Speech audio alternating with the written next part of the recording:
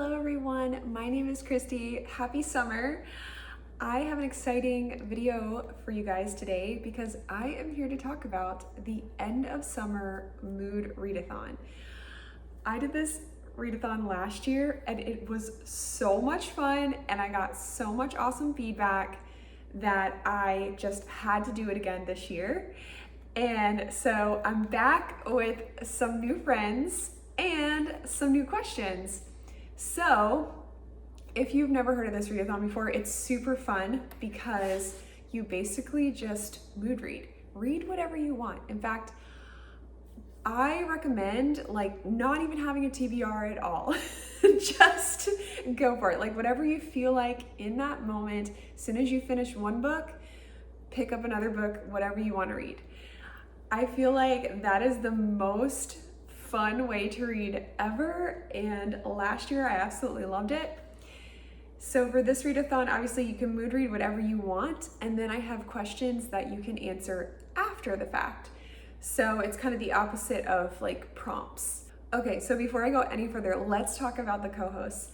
I have some new friends with me this year. I'm really excited about them. They're all wonderful girls. First one is Emily from To Read Her Heart. And she is a fellow fantasy girly like me. So I recommend you go subscribe to her channel right now if you love fantasy books, because I have already put 20 new books on my TBR just watching her videos. And she's so funny and she's so cute. I just love her so much. I'm so glad that she wanted to do this with me this year. Next is Paula from Reading in Darkness. She's actually legally blind and she is such an amazing person. She's a total inspiration and I love watching her videos because she reads so many books. I'm always getting books for my TBR. I'm always finding out new and interesting insights on books I've already read. In fact, if you are a Harry Potter fan, I recommend going and checking out her Prisoner of Azkaban analysis. She kind of goes through in a deep dive of the first 5 chapters. And it was just so fascinating to hear her insights. She was talking about things I had never even thought about before. And she's also really hilarious too. So I'm just really excited that she wanted to do this as well. And then there's Christine or Chris from Children's Lit with Chris. And this girl has the biggest collection of children's books I have ever seen. If you have children or nieces and nephews, watch her channel because you will get ideas for books to give to them. And she does read some obviously grown-up books as well. But she's just a really sweet, amazing person. And I'm just so glad that all 3 of these girls want to do this readathon this year. And also returning from last year is Lucy from the Lucy Chronicles, Reese from the Writing Songbird, Molly Popwell, and Bookish Kelly. So it is going to be a really good time. I'm planning on hosting some sprints, and I think some of the other girls are going to host some sprints as well. I just want this to be a really fun, big book party. It's the end of summer. We're just gonna read and chill and relax and soak up the sunshine while we have it. So now let's get into the questions. Some of these questions are the same as last year, but what I did was I switched the order of them. So when you do this readathon, the idea is that you just pick whatever book you want. Don't even pay attention to the questions until you're done. Because I don't really want it to influence your choice in book kind of thing. The only one that was very strategic, because I figured everyone would kind of pay attention to, is the first one, and that is name a good quote from this book. If there are several, please share. And the reason why I made this one first is because it was the 8th question last year and I was not paying attention at all to the questions. And I had an audiobook. I was not keeping track of quotes. I was just kind of listening. So when it came time for me to answer the questions, I was I have no idea what's in this book. And I felt really bad about it. So I figured if I put it first, it would make it a lot easier because more people would be sort of paying attention to that thing, myself included. So second question is, What was the exact moment in this book where you felt it really hooked you and made you want to keep reading? If you were bored the entire book or DNF'd, please share. So tell me about how you love this book. Like, where did it happen for you? Was it on the first page? Did it take like 50% of the way through? Tell me all about it. That being said, if you are a fellow booktuber or Instagrammer and you want to make a video or a post, be sure to also explain what the book is about, because I watched a lot of videos where people answered the questions about the book, but then they like didn't say what it was about, and I was like, oh, I feel like I was missing something. So like when you go to answer these questions, like tell me what the book's about and then answer the question, kind of thing.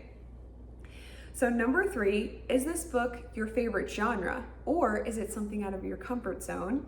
Did it surprise you in any way? So I feel like you can go a lot of different directions with this one. Number 4, what's the first sentence of this book? Did it make you want to keep reading? Did the first paragraph make you want to keep reading? Number 5 is a free space. You can talk about whatever you want to about this book. Number 6, what are the best things about this book? What did the author do very well? The characters, the writing style, the plot. So even if you didn't love this book, there has to be something about this book that the author did really, really well. And I want you to highlight that. 7, how long has this book been on your TBR? How do you feel now that you've read it? I know last year for this question, it was like the 3rd question, and it was literally a book that I had heard of it like that week. Like it was on my TBR for literally like 3 days. Number 8, did the description live up to what was inside this book? Did it give too much away? You don't have to read the description until you finish the book if you don't want to. And as a bonus question, you can also answer, did the cover live up to what was inside of the book? Number 9, what is the main character's talent, gift, or superpower in this book? How do you think it would hold up in the Miss America pageant? So this is meant to be very humorous, obviously, because like if you happen to read like a contemporary, you know, maybe their talent is like, I don't know, they're like a dentist or something like that. So, yeah, obviously like not every book you're gonna read, like somebody's gonna have like a talent. I mean, I guess if they like solve mysteries, like their talent, they could have a talent for solving mysteries, or maybe they talk about like a secondary thing, like they're really good at knitting. I mean, you can just kind of like go anywhere with this book. It just obviously depends on the book and the character. So just have fun with this one. Yeah, it's not meant to be serious at all. Now, if you actually read more than 9 books, because I feel like that happened a lot last year. I ended up reading like 12 books, and a bunch of people were like, I need more questions, I don't know what to do. So I came up with some bonus questions. The first bonus question, and these are really just questions that I had from last year, so I'm just gonna recycle them as the bonus ones. So if you read a 10th book, you can answer, who would you recommend this book to, even if you didn't love it? 2, how did this book make you feel? Talk about the good, the bad, the happy, the sad. 3, describe the setting of this book. Do you like it? Would you want to go there? 4, talk about the main character of this book. Did you relate to him or her? Why or why not? And if you read more than 13 books, go ahead and just start at the beginning again. You can just go back down the list, because I know there are some people, probably Paula, who's gonna read way more than 13 books. So that's pretty amazing. I do have some graphics for you guys. I will leave the Google Doc in the description, so you can go ahead and use those for Instagram, or you can print them out if you want. If you have any questions about this readathon, feel free to shoot me a question in the comments. I'd love to hear from you guys, and I'd love to hear just if you're gonna participate in it. I hope you have an amazing day, and I'll see you in the next video.